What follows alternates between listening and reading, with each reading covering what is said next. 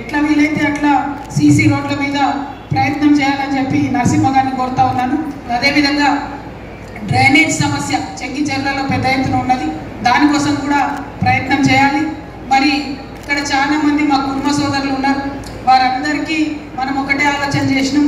ఇక్కడ బోడుప్పల్లో ఉండే మండి ఏదైతే ఉంటుందో అది అసలు మనకు తెలియకుండానే టెండర్ అయిపోతుంటుంది, మనకు తెలిసే లోపలనే వేరే వాళ్ళకి హస్తగతం అయిపోతూ ఉన్నారు.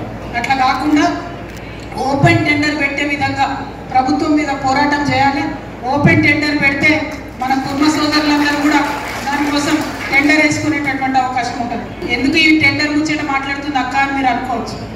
నాకు తెలిసి నా విశ్వాసంలో నేను చూసిన అనుభవంలో ఈ ప్రపంచం మొత్తంలో రెండే కులాలు ఉన్నాయి, ఒకటి పైసలు ఉన్నోళ్ళ కులం, ఒకటి పైసలు లేని వాళ్ళ కులం.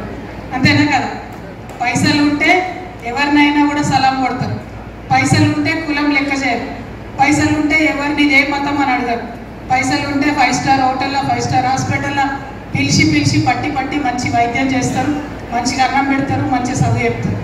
అందుకే మరి మనకు కూడా ఒక 2 రూపాయలు రావాలంటే, మనం డబ్బు సంపాదించుకోవాలంటే, ఆర్థికంగా నిలబడాలంటే ప్రభుత్వాలు ఇచ్చేటి ఇట్లాంటి టెండర్లలో మన కులవృత్తి అయినటువంటి గొర్రెల పెంపకంలో కావచ్చు, మండీలలో కావచ్చు ఖచ్చితంగా మనకు తెలిసి జరగాలి.